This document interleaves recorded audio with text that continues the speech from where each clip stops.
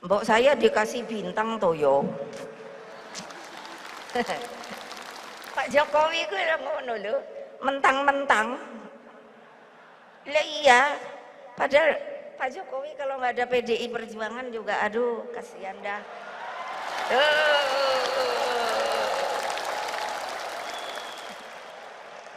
Lo legal formal lo. Beliau jadi presiden tuh nggak ada kan ini. Legal formal diikuti terus kan sama saya. Aturannya, aturan mainnya. Mbok saya dikasih bintang toh yo. Demikian Ibu Mega dalam sebuah pidatonya yang dilanjutkan kalimatnya dengan mengarahkan narasinya ke arah Pak Jokowi dengan komentarnya, Pak Jokowi itu ngono lo mentang-mentang. Lah iya, padahal Pak Jokowi kalau nggak ada PDIP, aduh kasihan dah. Kalimat tersebut mendapatkan tepukan dan ketawaan hadirin.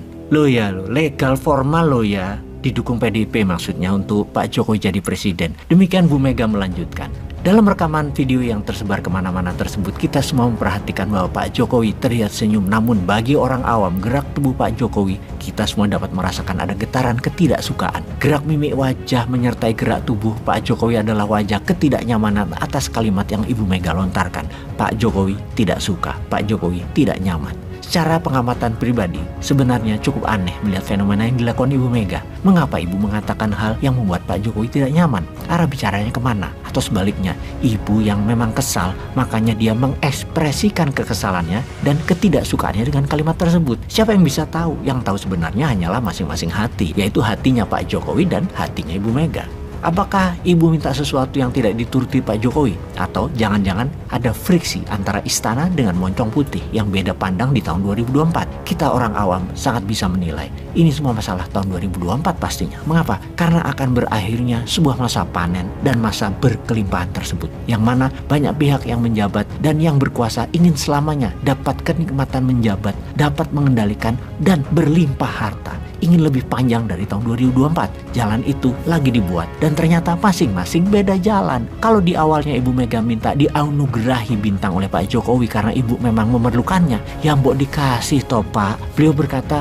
bahwa dapat 9 honoris causa. Kenapa ya? Ini pertanyaan sesungguhnya tidak perlu dijawab karena yang memberikan ada maunya sama Ibu. Wes sesederhana itu. Kalau Bosman dikasih gelar honoris causa sama UI sekarang, nah itu mungkin sebuah pemberian gelar yang netral. Karena misalnya si Bosman terbukti memang MMT-nya bisa meningkatkan ekonomi Indonesia ditopang dengan printing money. Misalnya itu loh ya.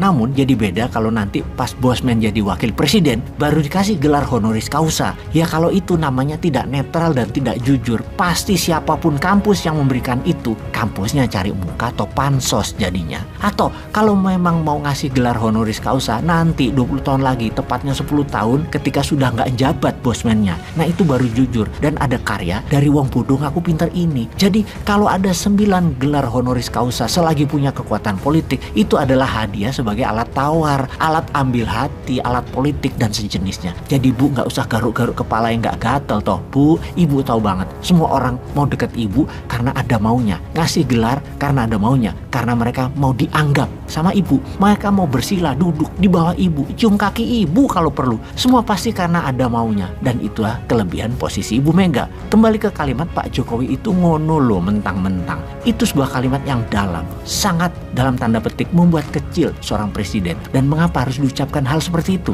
Apakah 2024 masing-masing punya agenda yang berbeda? Yang istana punya KIB dan punya calon kuat Mas Ganjar, sementara PDIP partainya Mas Ganjar maunya Mbak Puan yang dengan teganya pasti nanti akan membuat Mas Ganjar yang kalau nakal nih ya dicalonkan bukan oleh PDIP, yang punya catatan sejarah negatif akan bisa dikriminalkan, dicari-cari masalah korupsinya. Pasti Mas Ganjar akan dikriminalisasi yang membuat dirinya tidak berani declare, tidak berani terang-terangan maju menjadi calon presiden. Walaupun begitu, Mas Ganjar terus membangun popularitas yang di sisi moncong putih itu menandakan ketidaksetiaan pada PDIP. Moncong putih menganggap Mas Ganjar jadi berani karena didukung istana, dan kalimat ngono lo mentang-mentang adalah wujud sang ibu yang geram dengan istana.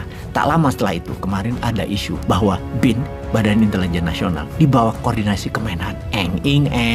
Sebuah lembaga tinggi negara, kaki organik presiden yang dikatakan dekat sama PDIP, dikoordinasikan ke Kemhan, Kementerian Pertahanan, ke Pak Prabowo. Langkah apa itu sebenarnya dari istana? Apakah ini sebuah langkah pembalasan dari istana ke Moncong Putih? Atau hanya rotasi kekuasaan biasa tanpa ada alasan karena ketidaknyamanan peristiwa dalam pidato Ibu Mega versus kalimat mentang-mentang? Pastinya Pak Prabowo yang sekarang harus bermain cantik, bermanuver, bermain dua kaki di tengah KIB dan PDIP, di tengah istana versus Moncong Putih. Pak Prabowo membantah keras bahwa BIN di bawah Kemenhan hanya koordinasi, juga membawa banyak tanda tanya. Ini mau membatasi BIN atau mau membatasi personal BIN yang dekat ke PDIP? Ya nggak tahu juga kita awam, kita bodoh. Hasilnya semua jadi tegang nih jadinya. Dan semua ini demi 2024. Ada ribet.